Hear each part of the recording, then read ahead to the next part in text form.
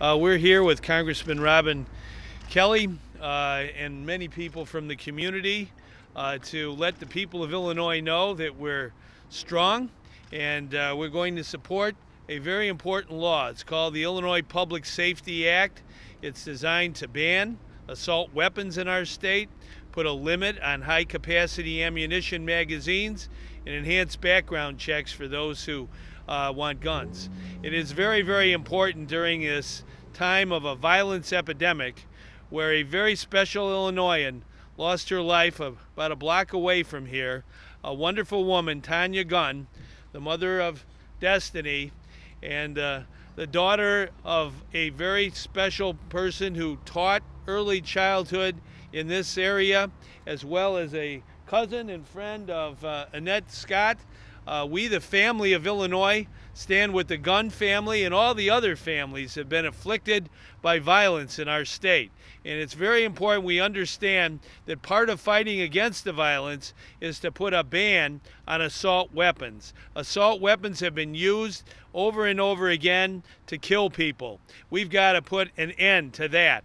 In the states of California, and New York, and Massachusetts, and New Jersey, and several other states have banned assault weapons. We've got to do the same thing in Illinois. We also have to put a limit on these high-capacity ammunition magazines that are used by assault weapons to kill people. It's too much. It's time to do something about it. And I think it's very, very important that we, the people of Illinois, fight very hard for laws that protect the people. We've had too much violence in this city, in this state, and we, the people, are ready to do something about that.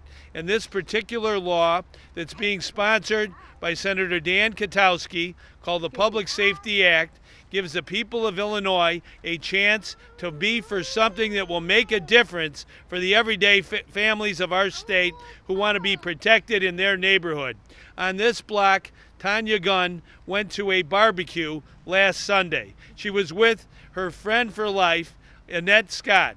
They both came here because their grandfathers lived here, grilled here for years and years. It was a family barbecue. And I had a chance to visit with the Gunn family yesterday, and I saw firsthand the devastation caused by this violence. And it's important we do something about the violence. We, the people of Illinois, we're good and strong. And it's important that we come together as a family to take on those who would perpetrate violence. I'm glad to be standing here, but I'm not happy about the reason. And I just ask, who has to die and how many have to die before we federally do something about it? Whether it's the expanded background checks, which we have a bipartisan bill with at least 190 sponsors, but we still cannot get the bill called, which tells me too much power is in one hand, that bill cannot be called. But we are losing a generation of young people, and we're losing just people, period, because we will not pass common sense gun reform, which is absolutely ridiculous. How many hearts do we have to see broken? How many families do we have to see torn apart before we take the responsibility and do something? So I'm glad to be standing here and speaking out. I'm not happy about the reason that I'm here, but I just want the people behind me to know that I am a voice in Washington. I will continue to fight for this issue until we get common sense gun legislation passed. And I'm glad to see that the state is stepping forward and doing something, even if federally we're not doing it.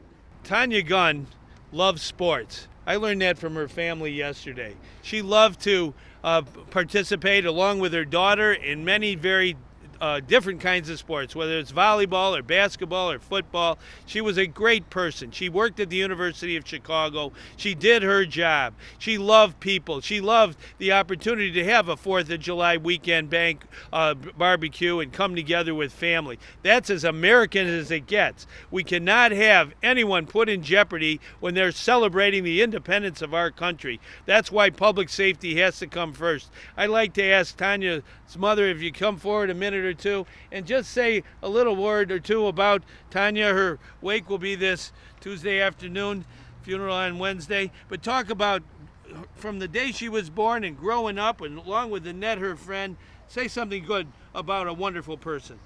Well, Tanya started out as a doing things for herself and trying to have good things. She started out at about 10 years old working at Mac's grocery store. She bought her first bike.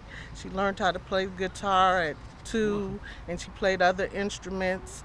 She was a very good chess player, and she really enjoyed family and friends and celebrating her life. And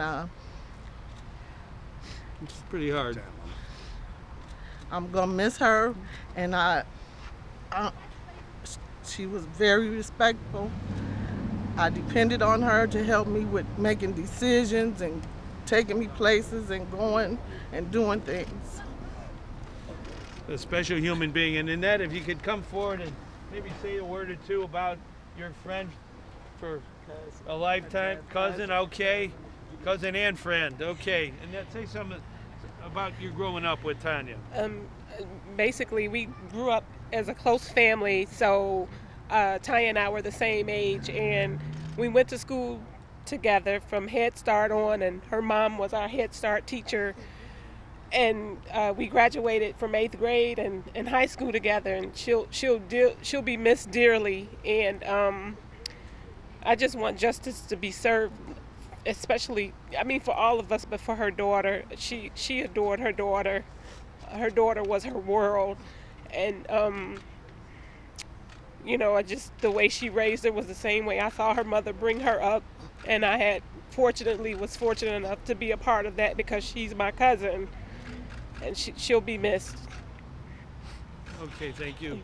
Annette, I want to acknowledge Annette Holt and also Pam Bosley, who are here today. Why don't you come forward and talk about how important it is that we, in a painful time, come together as a family to fight the gun violence that we're experiencing. Come on forward here, Pam. Good afternoon. I'm Annette Nance Holt, and you know, my son Blair Holt 7 years ago was murdered, and it's unfortunate that we stand here with another family and still we have politicians here, they're working with us, but we have politicians in DC, some of them not willing to make a change or realize that this could come to your doorstep too.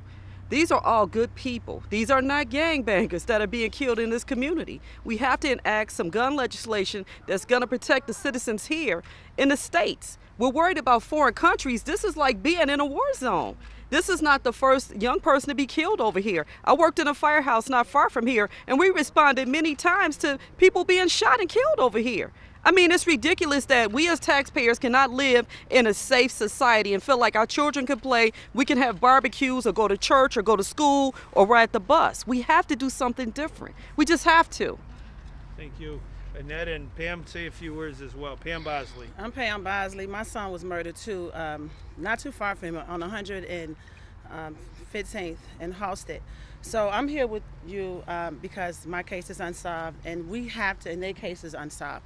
So we have to have people come out and speak out. This is going to continue to happen. Somebody know who shot the young lady last week, and they know who took my son's life. So in order for it to stop, the community have to come together, and we have to stand together and speak out. When you find out somebody got shot, they in this community, they in your home, they here. So it's up to you to make it stop. If you don't say anything, just like we standing here today, it's going to be you. It can easily be you. Like you saw last week, we had 80 people shot, 15 died. And nobody said. A lot of them cases not solved. Them people that's doing the shooting, they're going to continue to shoot and kill our children if you don't say anything. So I'm asking that you speak out. Don't be afraid. We have numbers you can call anonymously. You can call St. Sabina Church, and you can call. Just give us leads. They need leads in order to get our cases solved. So I'm just asking that you speak out and save a life.